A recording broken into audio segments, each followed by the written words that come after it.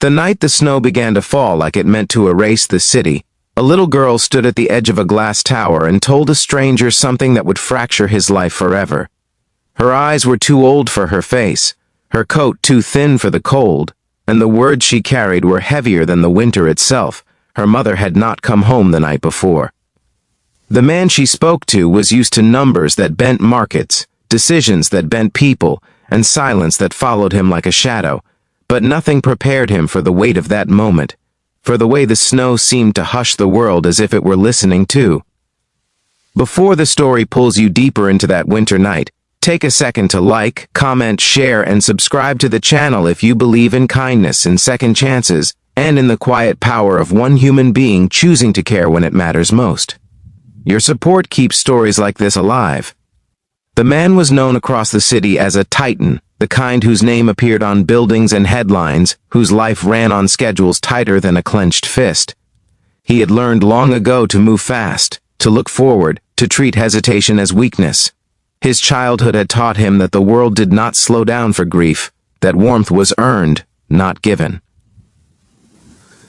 By the time he rose to the top, he had replaced tenderness with efficiency, compassion with control. That night, he was leaving another late meeting, another negotiation that ended with applause for him and exhaustion for everyone else. The snow caught him off guard, thick and sudden, turning the sidewalks into blank pages and the city lights into blurred stars. He noticed the girl because she was still. In a city that never stopped moving, stillness was a scream. She stood near the security gate, hands tucked into sleeves that had once belonged to someone bigger, eyes fixed on the revolving doors as if waiting for them to open and return something precious. There was no adult nearby, no car idling, no phone. Pressed to an ear in panic. Just the girl in the snow and the way the cold had begun to claim her breath. He might have walked past. He'd walked past so many things before. But something in the quiet insistence of her presence slowed him, tugged at a place inside him he had sealed off years ago. What followed was not a conversation so much as a collision. The truth she carried slipped out in fragments, not dramatized, not begged for, just stated as fact. Her mother worked nights. Her mother always came home. Her mother had promised pancakes in the morning. The city had swallowed her whole, and the girl had been waiting since dusk, counting snowflakes like hours. There was no accusation in her gaze, only a fragile hope that adults were still capable of fixing things. The man felt the familiar urge to delegate, to call someone else, to hand the problem to a system designed for it. But the snow kept falling, and no system was arriving. He followed her because turning away felt like a kind of violence.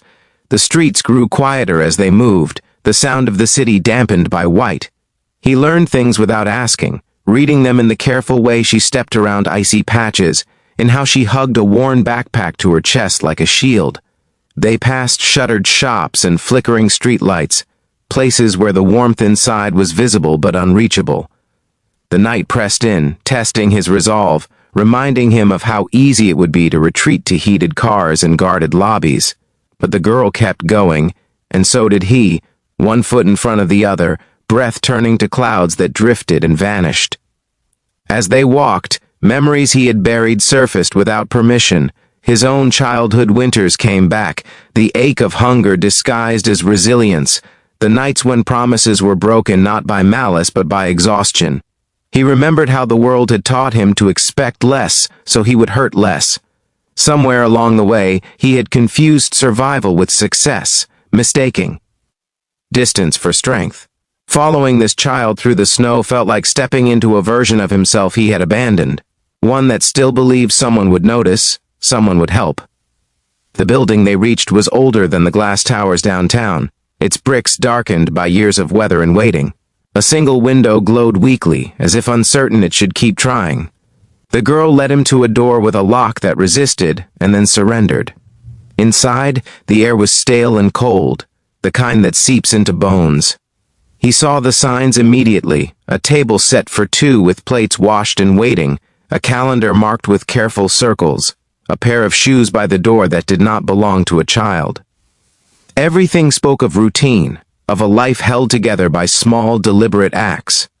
The absence of the woman who made those acts possible was loud.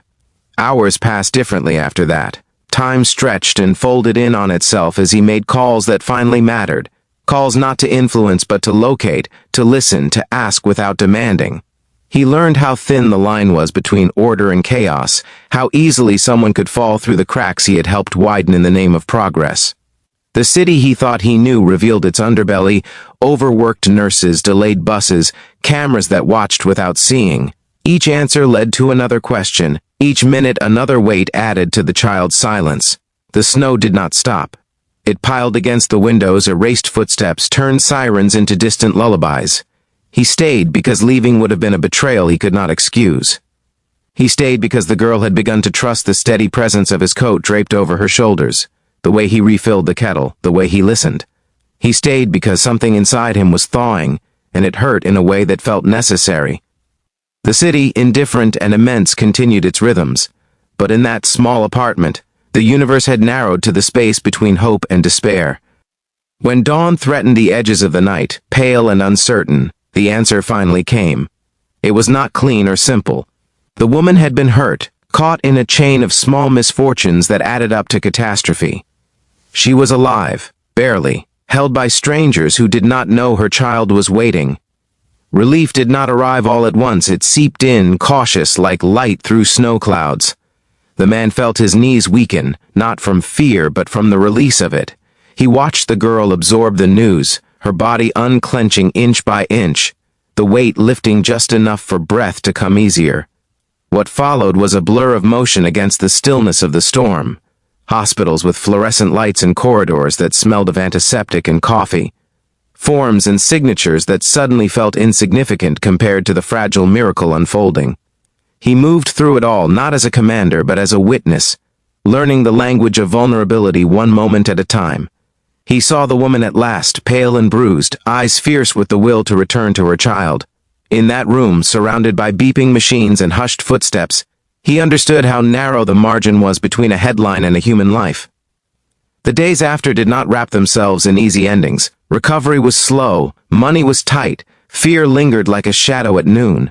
But something fundamental had shifted. The man returned to his tower, changed, the glass reflecting a version of himself he no longer recognized. He began to notice the people who cleaned the floors after midnight, the security guards who missed birthdays, the single parents calculating groceries like chess moves. He started asking questions that did not fit neatly on spreadsheets. He redirected resources, not as charity but as repair, acknowledging the debt success owed to the invisible labor beneath it. The girl went back to school, her backpack a little less heavy. The pancakes promised were eventually made, uneven and glorious, eaten slowly as if to savor. More than the taste. The apartment warmed, not just from heat but from the quiet confidence that came with being seen. The man did not insert himself as a savior. He learned instead to be present without ownership, to support without spectacle. He visited less often as time went on, not because he cared less, but because care sometimes means stepping back and trusting growth. Winter loosened its grip, the snow melting into streams that carried away what it could not keep. The city resumed its roar, but there were new currents beneath it, small and persistent. Policies changed, not enough to fix everything, but enough to matter to someone waiting in the cold. The man's name still appeared on buildings, but now it was also whispered with gratitude in places he would never see. He had learned that following a child into the snow had not cost him anything he needed to keep, and it had given him back something he thought he had outgrown. If this story has reached you, if it has reminded you of the quiet moments where choices define us more than titles ever could, please take a moment to like, share, and engage with the video. Your interaction helps stories of compassion travel further than indifference ever does. And before the ending fades, leave a comment sharing what kindness or second chances mean to you, or a moment when someone noticed you when the world felt cold. Those words matter more than you think. The snow that night eventually melted, but the footprints it left inside a man's life did not.